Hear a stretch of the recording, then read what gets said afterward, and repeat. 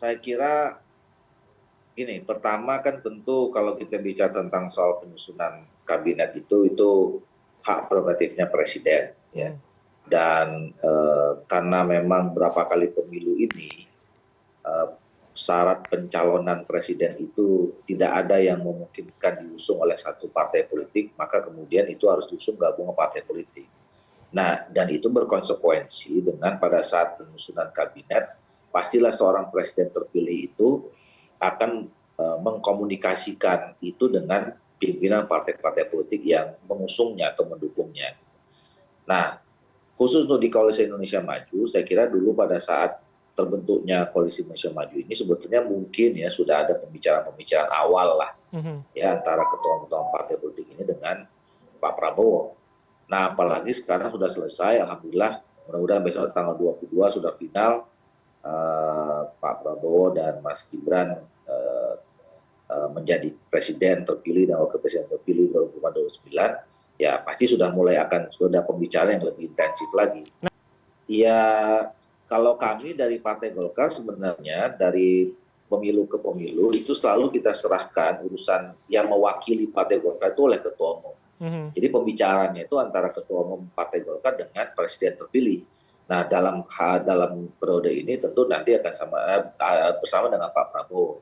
Nah, kan sudah ada beberapa kali pertemuan ya antara mereka. Tapi saya belum ya karena kita sudah menyerahkan sepenuhnya kepada Pak Erlangga, ya yang tentu paling tahu Pak Erlangga sama Pak Prabowo tentang udah sampai mana pembicaraan itu. Tidak. Jadi menurut saya begini, ini kan juga sebetulnya kita masih punya waktu yang cukup panjang ya.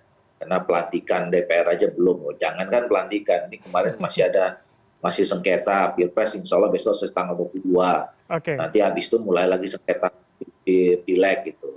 Saya kira kita masih punya cukup waktu untuk mencari, ya saya yakin ya, kami pun di Golkar tentu memberikan kader-kader terbaik yang seperti yang disampaikan Sekjen Gerindra tadi. Tentu kita bukan hanya sekedar representasi partai politik saja, tetapi juga representasi yang betul-betul terbaik buat bangsa negara. Karena yang mau kita kirim itu kan adalah orang yang untuk bekerja mengabdi pada bangsa negara selama 5 tahun ke depan. Tapi masih jadi, 5 nama, sebetulnya kan kemarin saya jelaskan bahwa itu bukan permintaan, menyemangati teman-teman DPD provinsi waktu itu yang kemudian kita menang di Pilpres. Ya, kalau kita dapat perolehan sekian, kira-kira pantas lah kalau kita minimal sekian, kira-kira. Tapi itu semua pembicaraan yang tahu antara Pak Erlangga sama Pak Prabowo. Karena saya juga yakin Pak Prabowo juga sudah punya rumusan sendiri tentang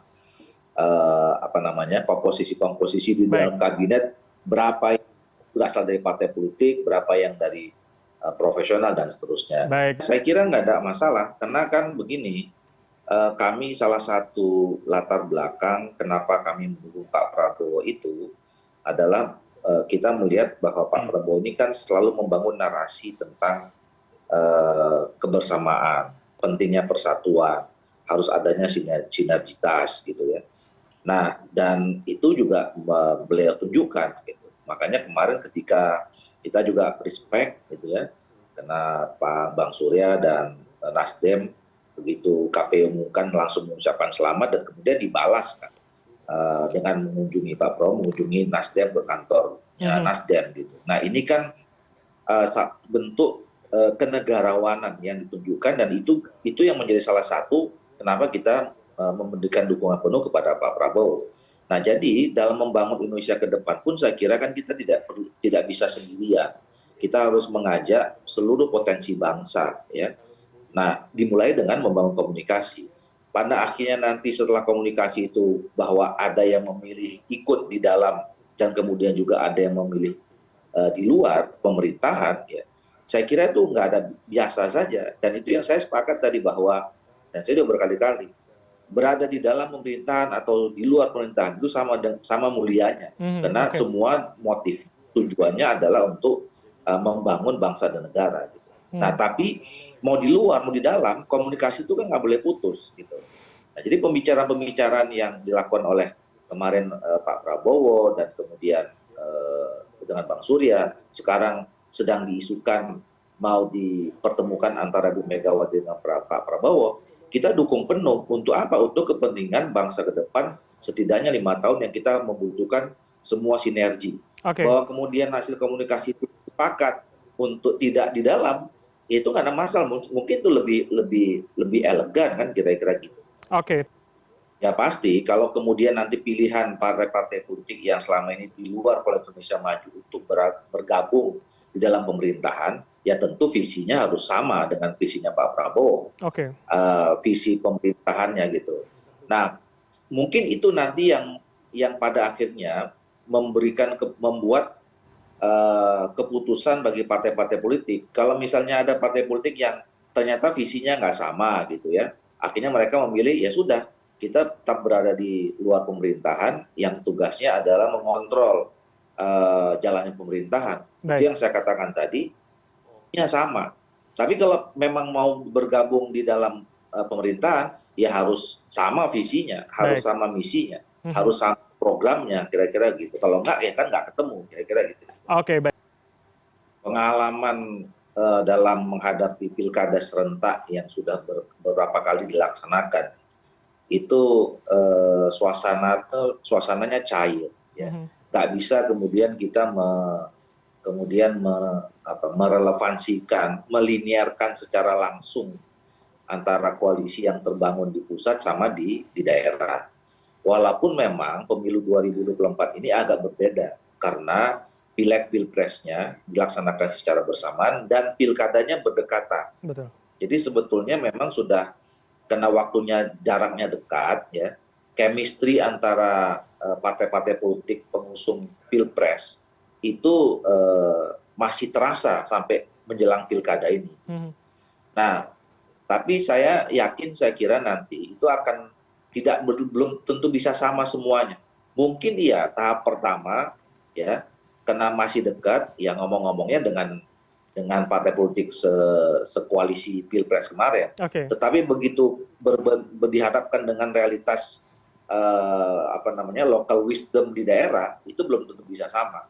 Makanya selama ini inilah keunikan dan sekaligus kemewahan yang dimiliki oleh demokrasi Indonesia gitu, bahwa pilkada di daerah itu ya, itu kadang-kadang bisa membuat rekonsiliasi yang terjadi di rekonsiliasi terhadap pertarungan di tingkat nasional.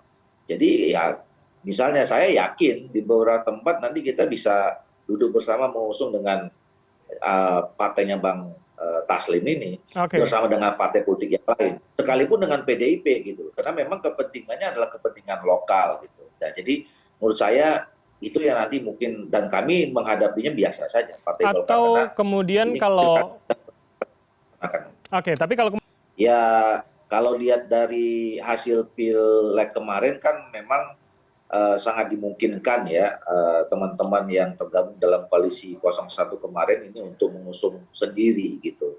Tetapi kan sendiri dan kemudian yang lain kan juga belum tentu bisa belum bisa memilih antara gabung ke 01, koalisi yang 01 atau punya ini sendiri gitu. Jadi masih dimungkinkan, masih dinamis menurut saya gitu ya. oke. Karena tergantung nanti, nah gini, pilkada itu juga selain konfigurasi dukungan partai politik, itu juga sangat tergantung dari figur atau sosok yang mau diusung, Mhm. siapa Mhm. gitu loh. Nah, itu yang juga mempertemukan. Nah, kalau misalnya pun sekarang dibangun, diusul, kompak misalnya koalisi tertentu. Tapi kalau kemudian nanti figurnya tidak tepat, bisa jadi koalisi itu bubar dengan sendirinya berdasarkan kesepakatan, kemudian bisa jadi terbentuk koalisi dukungan baru gitu. Baik. Jadi itu Oke. sangat sangat dimungkinkan tadi.